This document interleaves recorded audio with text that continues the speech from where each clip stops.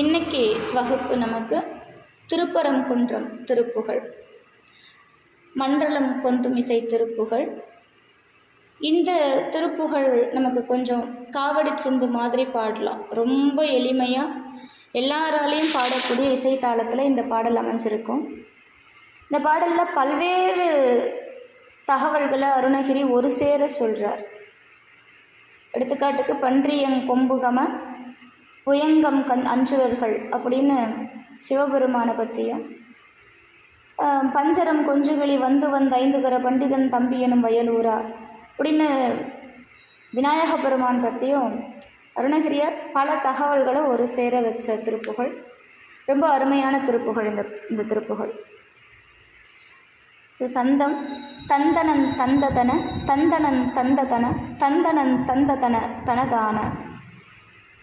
பாடல் மண்டலம் கொந்துமிசை தெந்தனன் தெந்தனென வண்டினம் கண்டு தொடர் குழல் மாதர் மண்டிடும் தொண்டையமுதுண்டு கொண்டன்பு மிக வம்பிடும் கும்பகன தனமார்பில் ஒன்றாம் ஒன்று விழி கன்ற அங்கங்க குழைய உந்தி என்கின்ற மடு விழுவேனை உன்சிலம் புங்கனக தண்டையும் கிண்கிணியும் ஒன்கடம் பும்புனையும் அடிசேராய் பன்றியங் கொம்புகமடம்புயங்கஞ்சுரர்கள் பண்டையன் பங்கமணி பவர் சேயே பஞ்சரங் கொஞ்சுகிளி வந்து ஐந்துகர பண்டிதன் தம்பி எனும் வயலூரா சென்று முன் குன்றவர்கள் தந்தபின் கொண்டு வளர் செண்பகம் பைம்புன்மலர் செறிசோலை திங்களும் செங்கதிரும் மங்குளும் தங்குமுயர் தென்பரங் குன்றிலுரை பெருமாளே.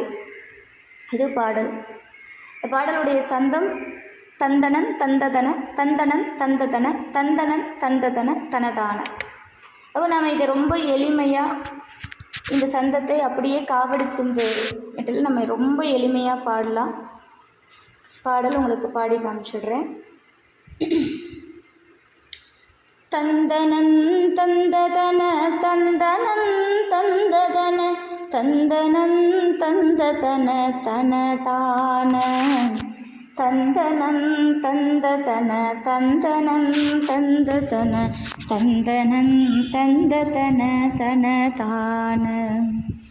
மன்றலங் கொந்துமிசை தெந்தனன் தெந்தனென வண்டினங் கண்டு தொடர் குழல் மாதர் மண்டிடும் தொண்டையமுதுண்டு கொண்டன்பு மிக பம்பிடும் கும்பகன தனமார்பில் ஒன்ற ஒன்று விழி கன்ற அங்கங்குழைய உந்தி என்கின்ற மடு விழுவேனை உன்சிலம் புங்கனக தண்டையும் கிண்கிணியும் பொன்கடம்பும் புனையும் அடி சேராய் உன்சிலம் புங்கனக தண்டையும் கிண்கிணியும் பொன்கடம்பும் புனையும் அடி சேராய் பன்றியங் கொம்புகமடம்புயங்கஞ்சரர்கள் பண்டையன் பங்கமணி பவர் சேயே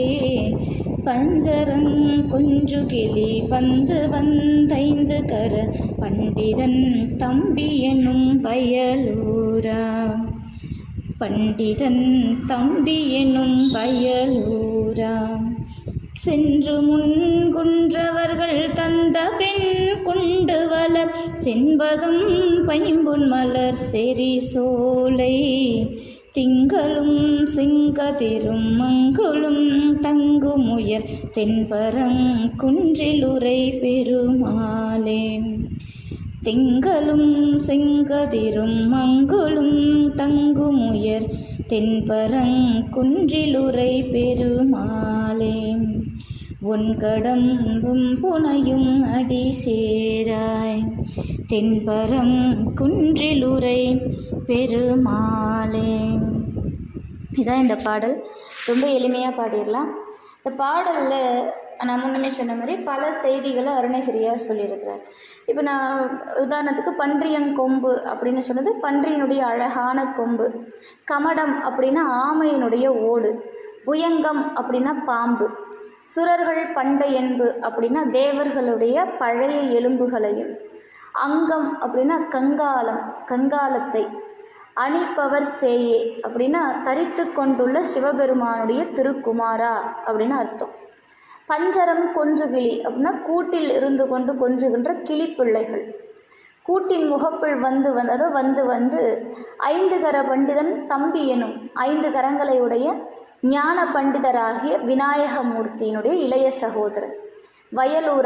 வயலூர் அப்படின்னாலே அருணகிரியாருடைய திருப்புகளில் ரொம்ப ரொம்ப ரொம்ப சிறப்பான இடத்தை பிடிக்கக்கூடிய திருக்கோவில்களில் வயலூர் திருக்கோவில் ஒன்று.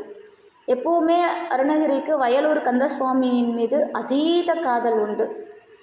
சென்று முன் குன்றவர்கள் தந்த குன்றுகளில் வசிப்பவராகிய வேடுவர்கள் முன்னால், அதாவது பழமை முன்னாடி, சென்று முன் குன்றவர்கள் முன்னாடினா கொஞ்ச காலத்துக்கு முன்பு குன்றுகளில் வசிப்பவராகிய வேடுவர்கள். பெண் கொண்டு வள்ளி நாயகியரை மனம் கொண்டு பைம்பொன் மலர் செறி அப்படின்னா அழகிய பொன் நிறத்தை உடைய மலர்கள். வளர் செண்பகம் அப்படின்னா வளர்ந்து ஓங்கிய செண்பக மரங்கள். சோலை அப்படின்னா சோலைன்னா தெரியும் நமக்கு, பூஞ்சோலைகள். திங்களும் செம்கதிரும் மங்குலும் அப்படின்னா திங்கள்னா சந்திரன், செம்கதிர்னா சிவந்த சூரியன். அங்குலும் அப்படின்னா மங்குலும் அப்படின்னா மேகம். தங்கும் உயர் அப்படின்னா தங்கும்படி உயர்த்தும். தென்பரம் குன்றிலுரை அப்படின்னா தென்னாட்டில் இருக்கக்கூடிய சிறப்புமிக்க திருப்பரங்குன்றத்தில் வாசம் புரிகின்ற பெருமாளே அப்படின்னு இதனுடைய அர்த்தம். கொந்து மிசை அழகிய பூங்கொத்துகளின் மீது. மன்றல் அப்படின்னா வாசனை பொருந்திய. தெந்தன இது அந்த வண்டு ரீங்காரமிடுற ஒளிய அருணகிரியார் சொல்கிறார். மன்றலம் கொந்துமிசை தெந்தனென வண்டினம் கண்டு தொடர் குழல் மாதர். வண்டினம்னா வண்டின் கூட்டங்கள். இப்படி ஒவ்வொரு வார்த்தைக்கும் நமக்கு சொல்லிகிட்டே போகலாம். கனக தண்டைனா பொன்னால் ஆகிய தண்டை. சிலம்பு ரத்தின சிலம்பு. மடு விழுவேனைனா மடுவில் விழுகின்றவனை. இப்படி ஒவ்வொரு வார்த்தைக்கும் நம்ம அந்த அர்த்தத்தை புரிஞ்சுக்கணும். இப்போது நான் முதல்ல சொன்னேன், பன்றியம் கொம்பு டொம்பயம் கஞ்சுரர்கள் பண்டையன் பங்கமணி பவர் சேயே. பன்றியினுடைய அழகான கொம்பையும் ஆமையினுடைய ஓட்டையும் சர்ப்பம் பாம்பு, அந்த பாம்பையும் ஆபரணமாக கொண்டவன் யார் அப்படின்னா சிவபெருமான். தேவர்களுடைய பழமையான எலும்புகளையும் தசை நீங்கிய முழு எலும்பின் கூட்டையும் அணிகலன்களாக வச்சுருப்பார். நம்ம பார்த்துருப்போம் சிவபெருமான். நான் பல இடங்களில் சொல்லியிருக்கேன், சிவபெருமான் ஒருவனே கபால மாலை அணிந்திருக்கக்கூடியவன். இப்போ ஏன் இவர் அருணகிரியார் இதை சொல்கிறார் அப்படின்னா, பன்றியினுடைய அழகிய கொம்பு, ஆமை ஓடு, சர்ப்பம் இதெல்லாம் அவர் தரித்ததுக்கு காரணம் உண்டு.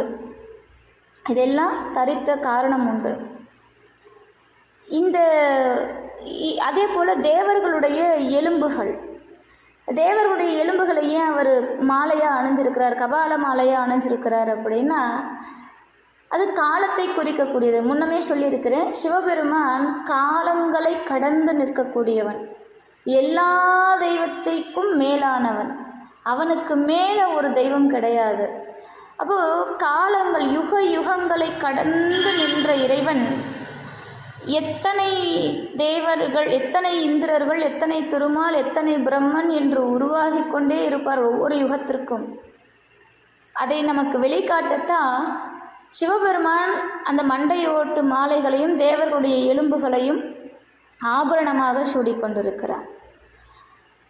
நம்ம அடுத்த வரி பாருங்க.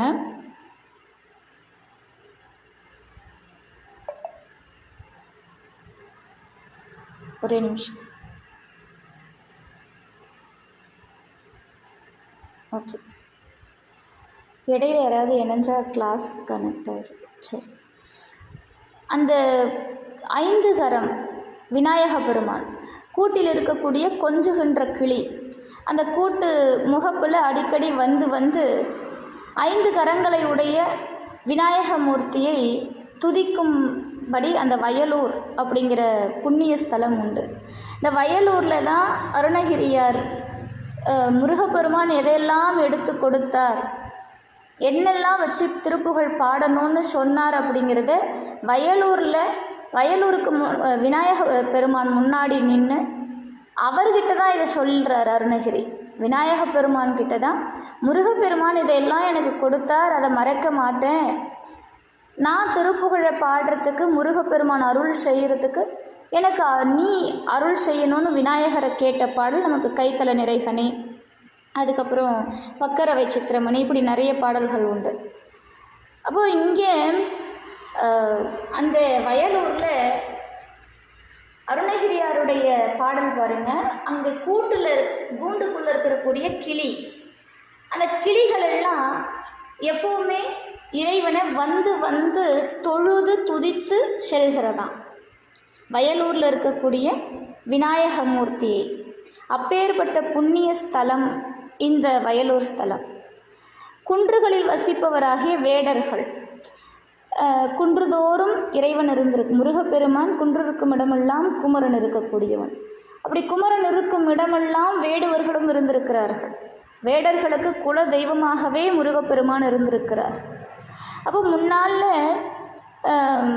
வள்ளி பெருமாட்டியை மனம் செய்து கொண்டவர் முருகப்பெருமான். அந்த வேடுவ குலத்தில் அவதாரம் செய்த வள்ளி பெருமாட்டியை முருகப்பெருமான் திருமணம் செய்திருக்கிறார்.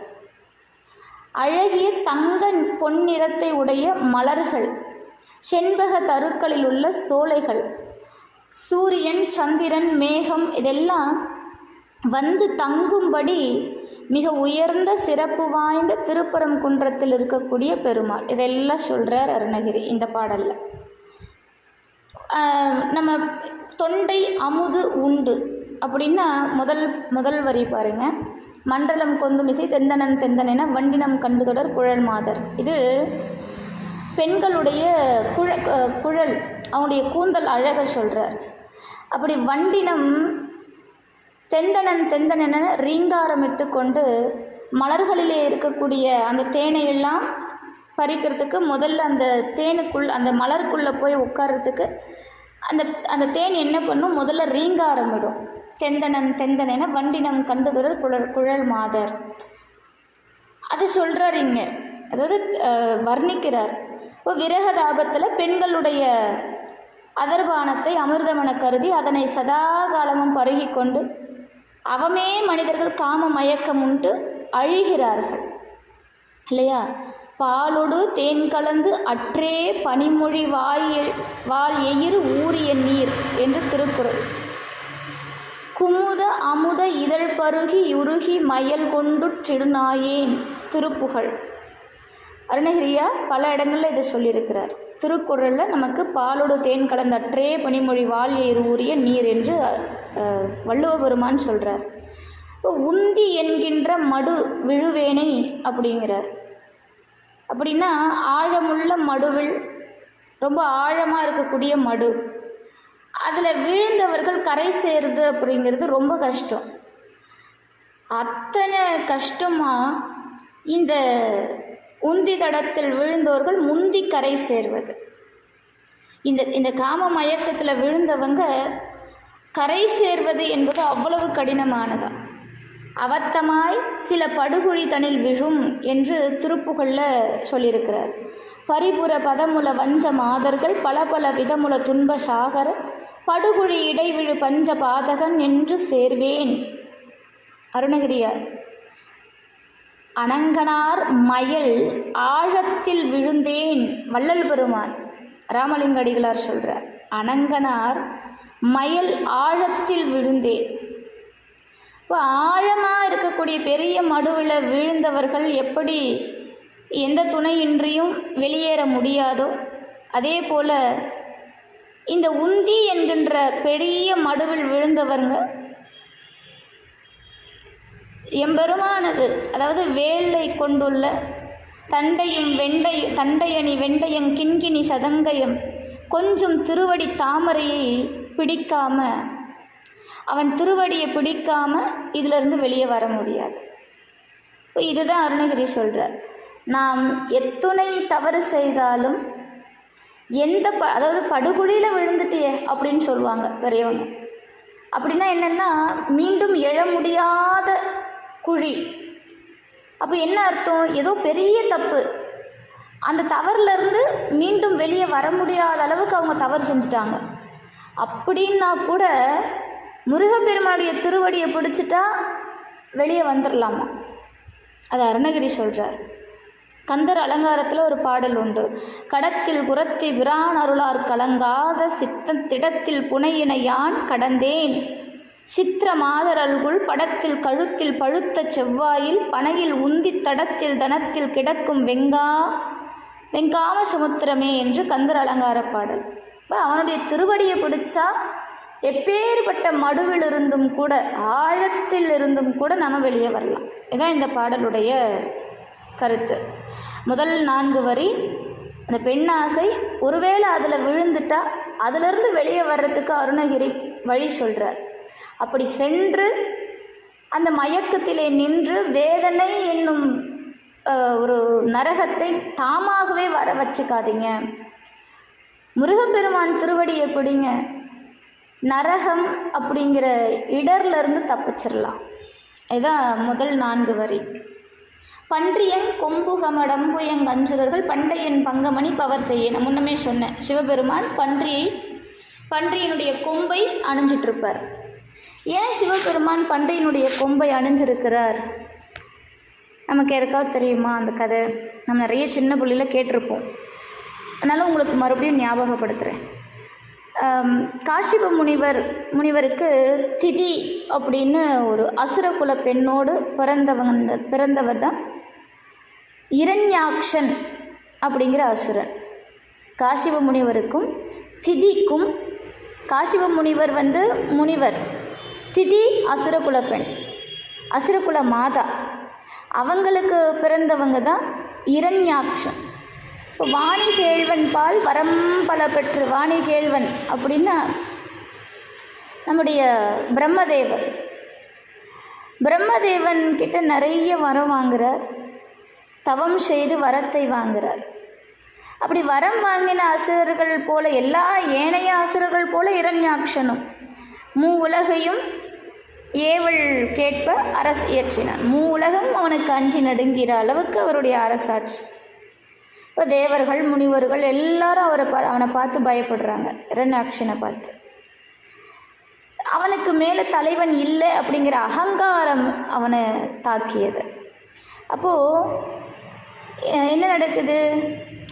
எல்லாரும் போய் தவ முனிவர்கள், இந்திரன், தேவர்கள் எல்லாரும் போய் இறைவனை வழிபாடு செய்கிறாங்க. நாராயணர்கிட்ட சொல்கிறாங்க. இப்போது இதில் பாடலே இருக்குது. பூதேவி மணாலனாகிய புனந்துழையால் கடன்ற புனிதனே கடவுள் என்றனர். அதாவது பூதேவி மணாலன் அப்படின்னா நாராயணர். இப்போ நாராயணரை எல்லாரும் வணங்குறத இரண்யாக்ஷன் விரும்பலை, அவனுக்கு அது கோபம் வந்தது. அப்போது இந்த பூமாதேவியை என்ன பண்ணுறான் அப்படின்னா, பாயா சுருட்டி கடலில் கரைச்சி விட்டுட்டு, கடலில் தூக்கி போட்டு. அப்போது தன்னுடைய தவ வலிமையால் பூமி பாயாக சுருட்டி கொண்டு ஆழ்கடலை அணுகியது. இந்த செய்தியை கந்தபுராணம் சொல்லுதுங்க நமக்கு. இது எங்கேயோ சொல்லப்பட்ட செய்தி இல்லை, கந்தபுராணத்தில் இந்த செய்தி இருக்குது. விண்ணுளோர்க்கெல்லாம் அல்லலே வைகளும் விளைத்து நன்னும் ஆடக கண்ணினன் முன்னமோர் நாளில் மன்ன கந்தனை வவ்வியே வயிற்றிடை வைத்து துண்ணென பிளம்புகனன் உயிரெல்லாம் துலங்க. கந்தபுராணம். அப்போ இதை உணர்ந்த செந்தழல் ஓம்பும் அந்தணரும் வானவரும் மாதவரும் பூதேவியும் அஞ்சு அந்த பச்சைமா மலை போல் நிற்கின்ற அச்சுதனை வணங்கி நிற்கிறாங்க. சுவாமி அருள் செய்யுங்க. இரண்யாக்ஷன் இப்படி செய்கிறான், பூமியை சுருட்டி கடலில் வீசிட்டான். இப்போ நாராயணர் கவலை வேண்டாம், அஞ்சற்க அஞ்சும் தன்மையை விடுமென். இந்த வையகத்தை கொணர்வான் வேண்டி வராக ரூபம் எடுத்தார். அப்போதான் இரண்யாக்ஷன் பூமியை கடலில் சேர்க்கும்போது தான் பாயாக சுருட்டி கடலில் வீசி எறிகிறான். அப்போ இந்த பூமியை காப்பாற்ற நாராயணர் காக்கும் தொழிலை செய்யக்கூடியவர். அதனால் நாராயணர் என்ன பண்ணுறார்? அந்த பூமியை காத்து வராக ரூபம் எடுக்கிறார். அப்போ நீல வெற்பினும் 2 மடங்கு உயரமும், கால்களின் நடுவே 1000 காத தூரம் விஷாலமும், அசையந்தோறும் திக்குகள் இருப்படும் வாளும், அண்டங்களை குலுக்குகின்ற சுவாசமும், வடவா மகாக்னி போன்ற பார்வையும் உடைய அந்த வராக மூர்த்தி. அவருடைய உருவம், வராகம் அப்படின்னாலே கொஞ்சம் உக்கிரமாக இருக்கிற மாதிரி இருக்கும்.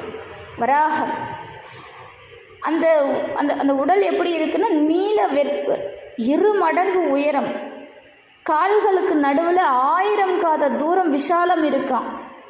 அப்போது அந்த உருவம் எவ்வளோ பெருசுன்னு பாருங்க.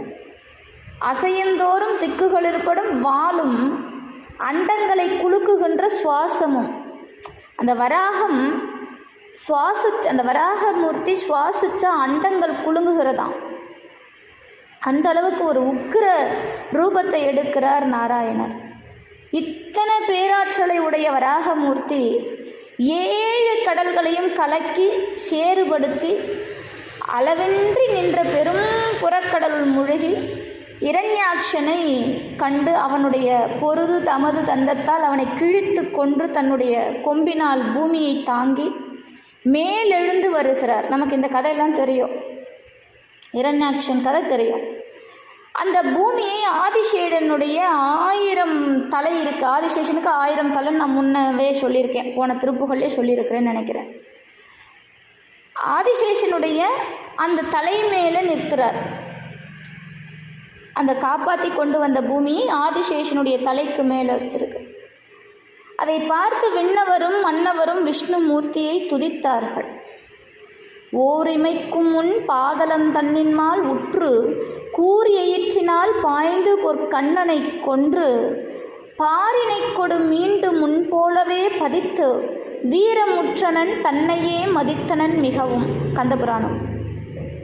அப்போது அந்த வெற்றியின் காரணத்தாலேயே வராகம் அப்படின்னு பேர். மனம் தருக்குற்று தானே உலகங்களுக்கு தனிப்பெரும் தலைவன் என்ற மயக்கத்தை, அதாவது இரண்யாக்ஷனுக்கு இருந்த மயக்கம், பிரமை, அதே போல் இரண்யாக்ஷனுடைய இரத்தத்தை பருகிய வெறியாலும் மயங்கி என் கிரிகளை இடித்து தள்ளியும் உயிர்கள் பலவற்றையும் வாயை பெய்து புதட்டியும், இவர் அந்த உக்கிரம் தாங்கலை, இரண்யாக்ஷனை கொள்றாரு. அதற்கு மேலே அவருடைய உக்கிரம் தாங்கலை. ஏன்னா எடுத்தது உக்கிர அவதாரம், வராக ரூபம். அப்போ என்ன நடக்குது அப்படின்னா, மேகங்கள் 7, நாகங்கள் 8 அஞ்சும்படி ஆர்ப்பரித்து தம்முடைய கருணையே வடிவான கடைக்கண்களில் ஊழித்தீயை சிந்துகிறாராம். எப்பவுமே நாராயணர் சாந்த ஸ்வரூபி இல்லையா? நாராயணர் எப்பவுமே புன்முறுவலோடு அவருடைய சாந்தத்தை மட்டுமே நம்ம பார்த்துருக்குறோம். ஆனால் வராக ரூபம் எடுத்த நாராயணர் இரண்யாட்சனை அழித்த பிறகு ஒரு பெரிய ஆர்ப்பரிப்பு செய்கிறார். 7, அதாவது மேகங்கள் 7 நாகங்கள் 8 அஞ்சும்படி ஆர்ப்பரிக்கிறார். அவருடைய கண்கள் தீயை சொரிகிறது. அதனை கண்டு பிரம்மதேவன், இந்திரன், இமயவர், இருடிகள் எல்லாரும் பயப்படுறாங்க. அப்போ எல்லாரும் என்ன பண்ணுறாங்க? சிவபெருமான் கிட்ட போகிறாங்க. இந்த உலகத்தில் தீர்க்கவே முடியாத ஒரு பிரச்சனை இருக்குது அப்படின்னா எல்லாரும் போய் நிற்க வேண்டிய இடம் கைலாயநாதன் தான். அவன் ஒருவனால் தான் இந்த உலகத்தில் எப்பேற்பட்ட பிரச்சனையும் தீர்த்து வைக்க முடியும் இல்லையா? அவனுக்கு மேலே தெய்வம் இல்லை. நான் முன்னமே சொல்லியிருக்கேன், துன்பம் நம்மளை நெருங்கக்கூடாது, துன்பத்தில் நாம் வாடக்கூடாது அப்படின்னா துன்பம்னா என்னன்னே தெரியாத தெய்வத்தின் கிட்ட தான் நம்ம போய் நிற்கணும். இன்பமும் துன்பமும் இன்றி வேதம் கடந்து நின்ற விமலா, கந்தபுராணம். அப்போ துன்பம் அப்படின்னா சிவபெருமானுக்கு என்னன்னே தெரியாது, இன்பம்னாலும் தெரியாது, அதையெல்லாம் கடந்தவன் அவன். அதனால் எல்லாரும் போய் சிவபெருமான்கிட்ட நிற்கிறாங்க. சுவாமி, இது போல் நாராயணருடைய உக்கிர ரூபம், வராக ரூபம் மூ உலகத்தையும் அஞ்சி நடுங்கச் செய்கிறது. நீங்கள் தான் உதவி செய்யணும், அவருடைய உக்கிரத்தை குறைக்கணும். அந்த திருமால் வராகமூர்த்தியாகிய அவருக்கு அவருடைய கோபம் கண்டு அவருடைய உக்கிரம் கண்டு உலகங்களும் உயிர்களும் பதைக்கிறது, உருகன் புரிகின்றனர் அப்படின்னு முறையிடுறாங்க. சிவபெருமான் கருணையே வடிவானவர் இல்லையா? அவருடைய திருவுள்ளம் இறங்கி குன்றம் எறிந்த குமர கடவுளை அவ்விடரை நீக்கி வர அனுப்பி அருளுகிறாராம். இடர்ன துன்பம். நான் இப்போ சொன்னேன், நமக்கு துன்பம் வரக்கூடாது அப்படின்னா யாருக்கு துன்பம் இல்லை, எந்த தெய்வத்தை பிடித்தால் அவனுக்கு துன்பம்னா என்னன்னே தெரியாதோ அந்த தெய்வத்தை பிடிக்கணும். எல்லாரும் போய் சிவபெருமான் கிட்ட வேண்டுறாங்க. சிவபெருமான் என்ன பண்ணுறாரு? குமரக்கடவுளை அழைக்கிறாரு. குமரக்கடவுளை அனுப்பி அங்கே அனுப்புகிறார். அதாவது அந்த துன்பத்தை நீக்கி வரணும் அப்படின்னு அனுப்பி வைக்கிறார். அருமுக பெருமான் வராகமூர்த்தி அணுகி அயிர்படையால் அதன் நெற்றியில் குத்தி நிலத்தில் அழுத்தி அதன் ஆற்றலை அடக்கினார் அப்படிங்கிறது வரலாறு. அப்போ புத்தேளிர் பூமாரி பொழிந்தனராம் வராகமூர்த்தியினுடைய அந்த ஆற்றலை. ஏன்னா அவர் எடுத்தது உக்கிர ரூபம். அந்த உக்கிரத்திலிருந்து அவரால் மீண்டும் தன்னிலை அடைய முடியல. அப்போ அவரை தன்னிலை அடைய செய்யணும் அப்படின்னா சிவபெருமான் என்ன பண்ணுறார்? குமரக்கடவுளை அனுப்பி வைக்கிறார். குமரக்கடவுள் அவருடைய உக்கிரத்தை அடக்கிறார். அயிர்படையால் வராகமூர்த்தியினுடைய நெற்றியிலே குத்தி நிலத்தில் அழுத்தி அதன் ஆற்றலை அடக்குகிறார். தேவர்களெல்லாம் பூமாரி பொழிந்தார்கள். வராகமூர்த்தியும் தன்னிலையை புரிந்து கொண்டார். அருமுகனார் திருவுளம் இறங்கி அவ்வராகத்தின் கொம்பை பறித்து கொண்டு போய் சிவபெருமான் திருமுன்பு வைத்தார். சிவபெருமான் தேவர்கள் வேண்டிக் கொள்ள அப்பன்றியினுடைய கொம்பை தம்முடைய திருமார்பில் தரித்து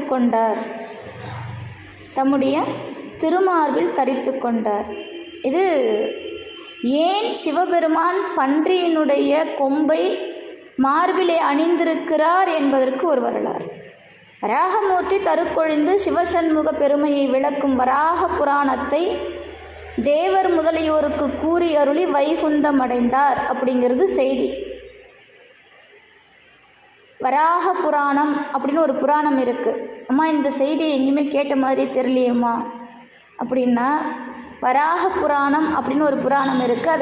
அதை எடுத்து படித்து பாருங்கள். அதில் நம்முடைய சண்முகன் முருகக்கடவுள் வராகமூர்த்தியினுடைய அந்த ஆற்றலை நிலத்தில் வீழ்த்தி நிதர்சனத்திற்கு கொண்டு வந்திருக்கிறார். வராகமூர்த்தியினுடைய உக்கிரத்தை அழித்திருக்கிறார். அதோடு மட்டுமல்லாமல் அவருடைய இரு கொம்புகளை சிவபெருமானிடத்திலே கொண்டு போய் வச்சிருக்கிறார்.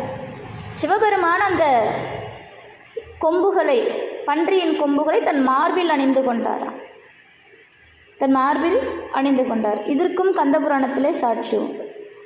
அன்று கொண்டதோர் மறுப்பினை சின்னமா அணிந்தான், இன்றும் அங்கு அவன் மார்பிடை பிறை என விளங்கும், ஒன்று மற்றிது கேட்டனை நின்றது உரைப்பாம், நன்று தேர்ந்துணர் மறைகளும் இத்திறன் நவிலும், அங்கன்மா ஞாலந்தன்னை மேலினி அகழுமோட்டு, செங்கன்மால் ஏனையாக்கை எயிற்றையோர் சிறுகை பற்றி, மங்குள்வான் உலகில் சுற்றி மறுப்பொன்று வழுத்த வாங்கி, தங்கள் நாயகர்க்கு சாத்த சண்முகன் அளிக்கும் என்பர். கந்தபுராணம்.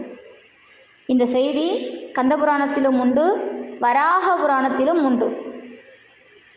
அப்போ இப்படி தான் சிவபெருமான் பன்றியினுடைய கொம்புகளை மார்பில் தரித்தார் அப்படின்னு வரலாறு. சரி, சிவபெருமான் ஆமை ஓட்டை எதுக்கு தரிச்சுக்கிட்டார்? பன்றி கொம்பு அணிஞ்சார். கமடம் அப்படின்னா ஆமை, கமடம்னா ஆமை. இந்த ஆமை ஓட்டை எதுக்கு சிவபெருமான் தரிச்சுக்கிட்டு இருக்கிறார் அப்படின்னா, அவர் ஒவ்வொன்று தரிச்சுக்கிறதுக்கு ஒவ்வொரு காரணம் இருக்குது பாருங்கள். இப்போ ஒரு காலத்தில் ஆதித்யர்களாகிய தேவர்கள், வானவர்கள், தைத்தியர்களாகிய அசுரர்கள், இவங்க எப்பவுமே பகைதான். தேவர்களுக்கும் அசுரர்களுக்கும் சதா சண்டை தான். நமக்கும் அப்படித்தான். இந்த தேவன் அசுரன் இந்த வேறுபாடெல்லாம் யுக யுகத்துக்கு மாறுச்சு, யுக யுகத்துக்கு மாறுச்சு. சத்தியயுகம் அப்படின்னு இருக்கும்போது தேவர்களெல்லாம் ஒரு உலகத்தில் வாழ்ந்தாங்க, அசுரர்களெல்லாம் ஒரு உலகத்தில் வாழ்ந்தாங்க அப்படின்னு நம்ம படிக்கிறோம். அதே போல் திரேதாயுகம் ஆரம்பிக்கும்போது திரேதாயுகத்தில் தேவர்கள் ஒரு முக்கால்வாசி இருப்பாங்கன்னு வச்சுக்கோங்க. நல்லவன் ஒரு ஒரு 80% இருக்கான்னா கெட்டவன் ஒரு 20% இருந்திருக்கான். அதாவது தேவர்களும் அசுரர்களும் ஒரே உலகத்தில்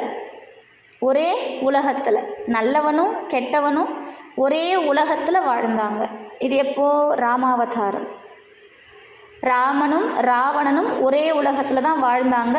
ஆனால் நல்லவர்கள் அதிகம் இருந்தார்கள், தீயவர்கள் மிக மிக குறைவாக இருந்தார்கள். இப்போ துவாபர யுகத்தில் எடுத்துக்கிட்டோம் அப்படின்னா கிருஷ்ணாவதாரம் துவாபர யுகம். இந்த துவாபர யுகத்தில் என்ன நடக்குது?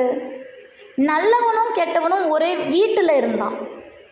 இப்போது சத்தியயுகம் நல்லவன் கெட்டவன் தனித்தனி உலகம், திரேதாயுகம் நல்லவனும் கெட்டவனும் ஒரே உலகம், துவாபர யுகத்தில் நல்லவனும் கெட்டவனும் ஒரே வீட்டில். கௌரவர்கள் பாண்டவர்கள் இவங்க 2 பேரும் ஒரே வம்சத்தை சேர்ந்தவங்க, ஒரே விருட்சத்தில் முளைச்ச பழங்கள் தான், கிளைகள் தான். ஆனால் விருட்சம் ஒன்று, கிளைகள் பல கிளைகள் இருந்தாலும் அவங்களுக்குள்ள பகை, அதுவும் தீரா பகை. இந்த பாண்டவர்களுக்கும் கௌரவர்களுக்கும் மூலக்கூடிய அந்த பகையில் தோன்றியது தான் நமக்கு கீதை. இது துவாபர யுகம், நல்லவனும் கெட்டவனும் ஒரே வீட்டுக்குள்ள. கலியுகம் ரொம்ப வித்தியாசமானது. நல்லவனும் கெட்டவனும் ஒருத்தனுக்குள்ளேயே, தனித்தனியாலாம் இல்லை. ஒரே ஒருத்தன் தான், அவனுக்குள்ளே நல்லவனும் இருப்பான் கெட்டவனும் இருப்பான். இந்த கலியுகத்தில் யாருமே நல்லவங்களும் கிடையாது, யாருமே கெட்டவங்களும் கிடையாது. இது நிதர்சனங்க. நான் அதாவது ஏன் இப்படி சொல்கிறேன் அப்படின்னு தப்பாக எடுத்துக்காதீங்க. இது நிதர்சனம். எல்லாருடைய மனதிலும் குற்றம் உண்டு, குற்றம் இல்லாமல் இல்லை. சந்தர்ப்பமும் சூழ்நிலையும் அமையாது, அமைகிற வரைக்கும் நல்லவங்க. அவை இந்த கலியுகத்தில் எல்லாருடைய மனதிலும் தீமையும் நன்மையும் ஒரு சேர உண்டு. இப்போ நம்ம உதாரணத்துக்கு சில இடத்துல நம்ம பேசி கேள்விப்பட்டிருக்கோம், அவனா அப்படி பண்ணா நல்ல புள்ளன்னு நினச்சிட்டு இருந்தனே, அவன் அதெல்லாம் செஞ்சுருப்பான்னு நம்பவே முடியல என்னால் அப்படின்றத கேட்டிருப்போம். இன்னொன்று, இவனா இவ்வளோ பெரிய நல்ல விஷயத்த பண்ணிட்டான், இவனுக்கு தர்மம்னா என்னன்னு தெரியுமா, இவன் நல்லவனே கிடையாது, இவனா தர்ம காரியமெல்லாம் செஞ்சான் அப்படின்ற கேரக்டரும் இருக்கும். அப்போது நல்லவனும் கெட்டவனும் ஒரே உடம்புல ஒருத்தருக்குள்ளவே இருக்குது. இது கலியுகம், இது கலியுகம். இப்படி அன்னைக்கு காலத்தில் தேவர்களெல்லாம் ஒரு உலகத்தில்,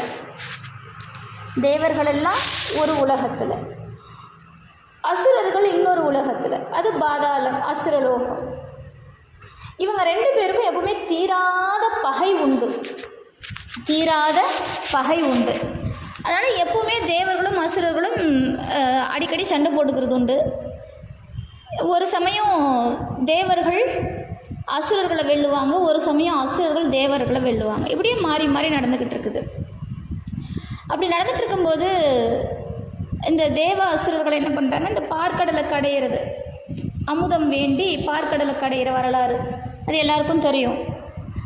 அப்படி அந்த பார்க்கடலை கடைந்து அமுதம் உண்டு அதிக நாள் சாவாமல் இருக்கணும் அப்படிங்கிறதுக்காக இவங்க என்ன பண்ணுறாங்க, பிரம்மனுடைய அனந்த சயனராகிய அச்சுதர், யார், நாராயணர், திருமால்கிட்ட போய் கேட்குறாங்க.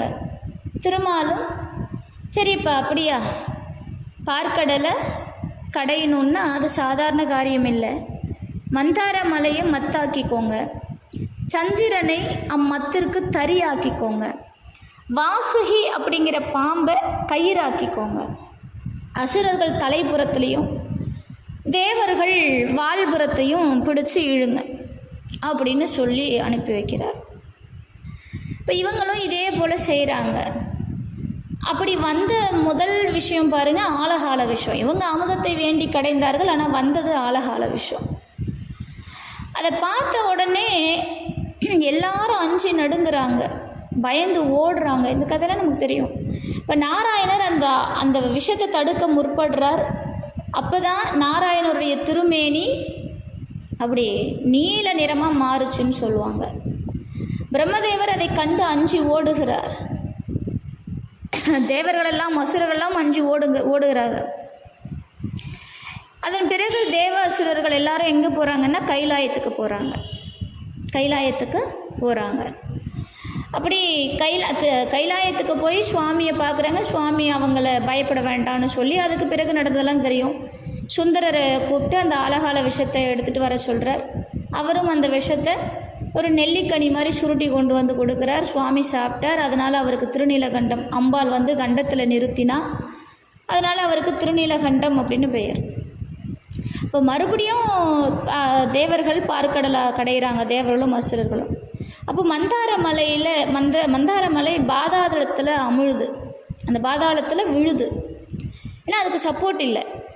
இப்போ நம்மளே கூட வீட்டில் ஏதாவது ஒன்று கடையிறோம், இப்போது தயிர் கடையிறோம் அப்படின்னா ஏதோ ஒன்று நம்ம என்ன பண்ணுவோம்னா அந்த மத்தை கீழே அழுத்துவோம், மேலே அழுத்துவோம், கீழேயும் அழுத்தணும் மேலேயும் அழுத்தணும். கை வந்து ரொட்டேட்டில் இருக்கும், நமக்கெல்லாம் தெரியும். இப்போ மேலே ஒரு பிடிப்பு இருக்கணும். ஆனால் இந்த மந்தார மலைக்கு அப்படி எதுவும் அமையலை. அப்போ என்ன நடக்குதுன்னா அந்த மந்தார மலை அப்படியே பாதாள லோகம் நோக்கி சாயுது. இப்போ உடனே நாராயணர் என்ன பண்ணுறார், ஒரு பெரிய கூர்ம அவதாரம், ஆமை, இந்த ஆமை அவதாரம் எடுத்து பார்க்கடலில் பாஞ்சு தன்னுடைய மேற்புறத்தில் அந்த மந்தார மலையை தாங்கி கடைய வைக்கிறார். அதன் பிறகு அமிர்தம் கிடைக்குது. அந்த அமிர்தம் அசுரர்களுக்கு தேவர்களுக்குன்னு பங்கிடாமல் நம்ம பார்த்தோம், அந்த செய்தியெல்லாம் தெரியும் இல்லையா. இப்போ தேவர்களுக்கு கிடைக்க வேண்டிய அமிர்பாகத்தை அசுரர் கூட்டத்தில் ஒருத்தனாக இருக்கக்கூடிய ராகு கேது, அவருக்கு முன்னாடி பேர் வேறு, அவர் அந்த அமிர்தத்தை ஏமாற்றி சாப்பிட்டதால் அவர் நாராயணனுடைய சக்கராயுதத்தால் பிளவுபட்டு இரு கூறுகளாக்கி ராகு கேதுன்ற ஒரு 2 வடிவம் எடுக்கிறாங்க. இதெல்லாம் நமக்கு தெரியும். அப்படி இந்த ஆமை உருவத்தில் நாராயணர் செல்கிறார். அடலின் மேதகு தேவரும் அவுணரும் அந்நாள் கடல் கடைந்திடும் எல்லையின் மந்தரம் கவிழ நெடிய மாலது நிறுவியே பொறுக்கென நீந்தம் தடவி உள்ளணைந்து ஆமையாய் விருண்டை தரித்தான். இது கந்தபுராணம். இப்போ தேவர்களும் அசுரர்களும் மாறி மாறி கடைகிறாங்க. மந்தார மலை மேலும் கீழும் பக்கத்துலேயும் சரிஞ்சு போகிறது. இந்த ஆமை வடிவத்தில் இருக்கக்கூடிய கமலக்கண்ணனுக்கு கரங்கள் 1000 தோன்றிடுச்சான். ஏன்னா அவ்வளோ பெரிய மந்தார மலையை தாங்கி பிடிக்கணும். அப்போ பல கரங்கள் மலையினுடைய உச்சியை போய் ஊனிக்குது, பல கரங்கள் பர்வதத்தினுடைய பக்கத்தில் சாயாமல் போய் நிற்கிது, பல கரங்கள் தேவ அசுரர்களை கலைப்புறா வண்ணம் அவங்களுக்கு உதவி செய்யுது. இப்போ இதெல்லாம் நடக்குது. கடல் கடையப்படுது.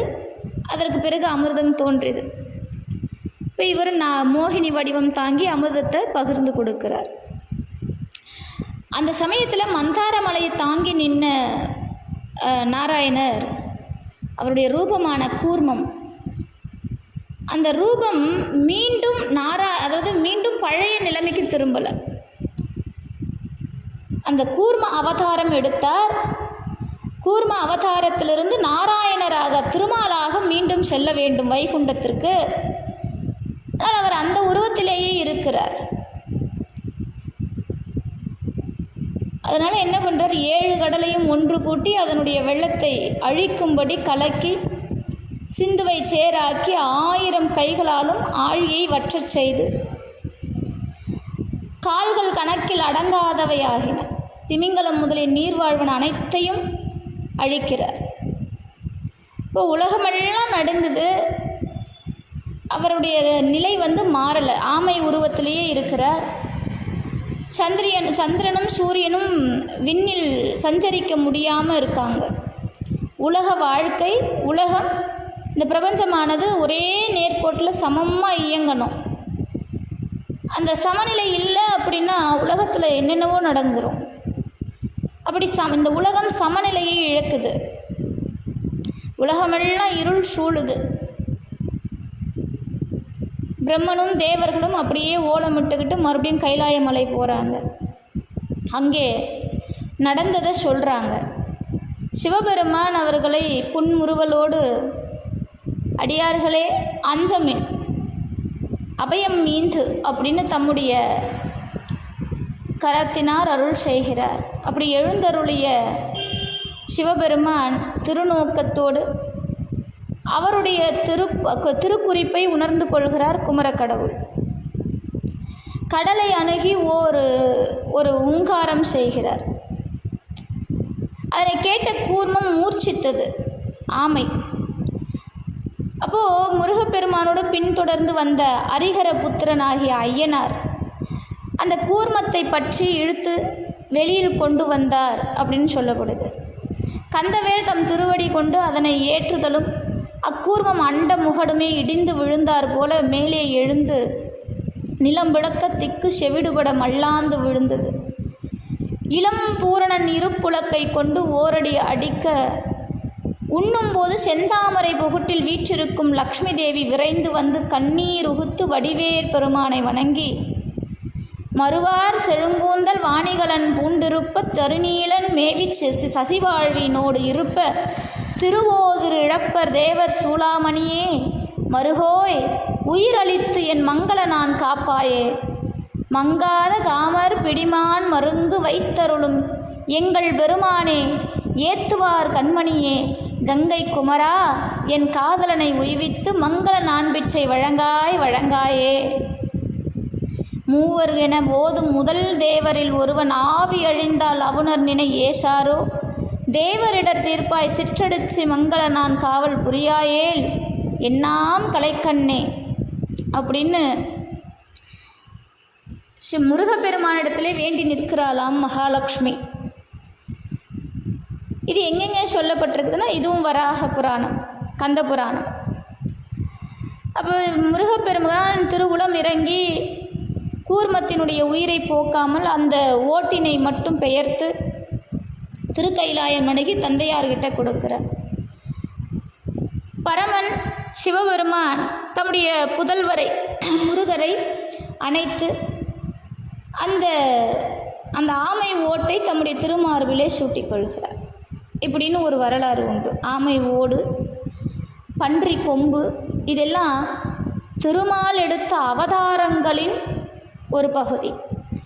அதை சிவபெருமான் சூடிக்கொண்டிருக்கிறார். இதற்கு பின்பு முருகப்பெருமானுடைய திருவிளையாடலும் உண்டு. இதைத்தான் அருணகிரி இந்த திருப்புகழில் பாடுறார். இந்த செய்தியெல்லாம் எங்கே இருக்குது அப்படின்னா காஞ்சி புராணம், கந்த புராணம், வராக புராணம், இப்படி பல புராணங்களில் உண்டு.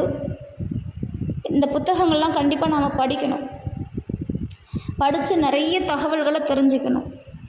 இப்போ இந்த செய்தி நமக்கு அந்த புராணங்களில் தான் உண்டு. நமக்கு பிறகு நமக்கு திருமால் அவருடைய மயக்கம் நீங்கி அவருடைய உண்மை ஸ்வரூபத்துக்கு மீண்டும் வருகிறார் அப்படின்னு கூர்ம புராணம் சொல்லுது.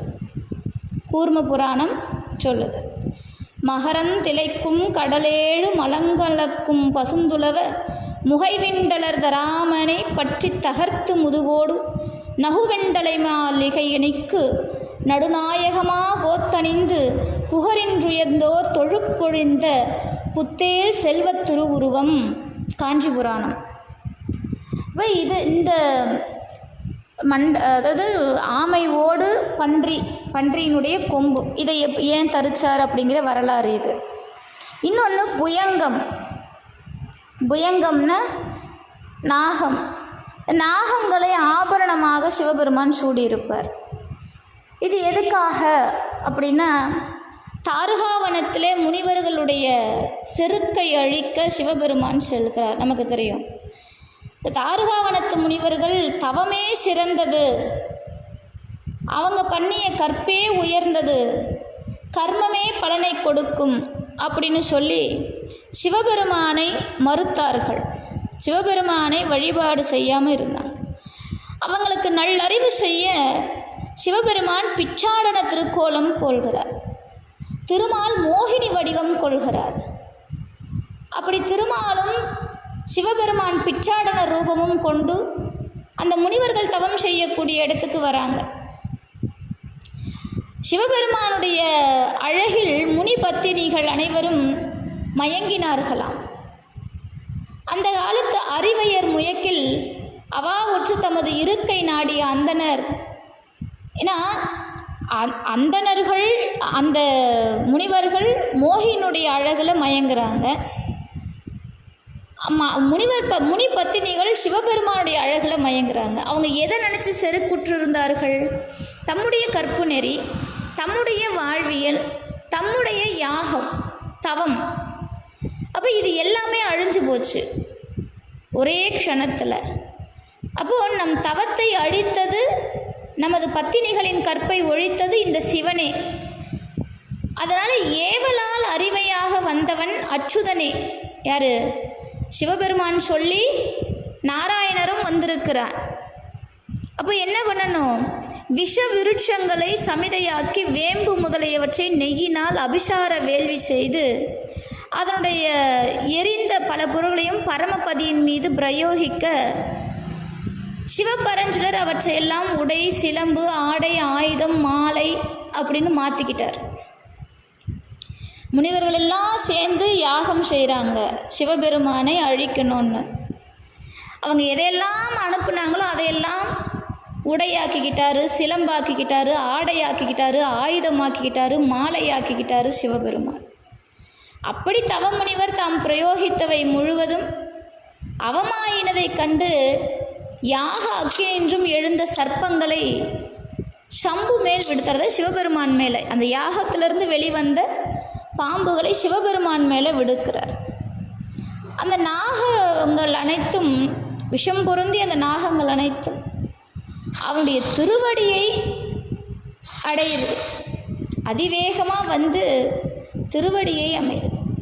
காளி, காலாஸ்திரி, யமன், யமதூதன் என்னும் 4 நச்சு பற்களில் விடங்களை சொரிந்து கொண்டு காலகண்டன் பால் வந்தது. ஏன்னா இவரே காலகாலன் தானே. மன்மதனையே எரித்த மகாதேவன் ஆதி காலத்திலே கருடனுக்கு அஞ்சி தம்பால் சரண் புகுந்த சர்ப்பங்களை தாங்கி இதெல்லாம் அருள் செஞ்சவர் அவர் தானே. இந்த பாம்புகளையும் ஏற்றுக்கொண்டாராம். அப்போ உமது குலத்தாருடன் ஒன்று கூடி வாழுங்கள் அப்படின்னு திருவுள்ளம் செய்து அந்த பன்னாகங்களை அஞ்சும்படி திருக்கரத்தால் பற்றி சிறிது நேரம் நடித்து திருக்கரம், திருவடி, திருவரை, திருமார்பு அப்படின்னு பல இடங்களில் அந்த நாகங்களை ஆபரணமாக சூடிக்கொண்டாராம். பிறகு அந்த வேள்வி எரியுதற்கு அந்த வேள்வி, அவர்கள் கொண்டிருந்த செருக்கு எல்லாம் அழிந்தது அப்படின்னு சொல்லுவாங்க. இது சிவபெருமானுடைய திருவிளையாடல். அந்த முனிவர்களுக்கு பாடம் புகட்ட சிவபெருமான் நடத்திய திருவிளையாடல்.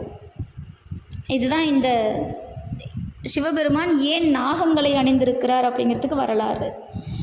சுரர்கள் பண்டை என்பு அங்கம் அப்படின்னா காத்தும் படைத்தும் கறந்தும்னா அழித்து விளையாடும் கரைமிடற்றண்ணல் சர்வ சம்ஹாரம் புரிந்தபின் தம்முடைய பக்தர்களாகிய பிரம்மாதி தேவர்களின் எலும்புகளை, அந்த எலும்பின் கூட்டையும் அவர்களுடைய பக்திக்காக அன்போடு தரித்து கொள்வாராம் சிவபெருமான்.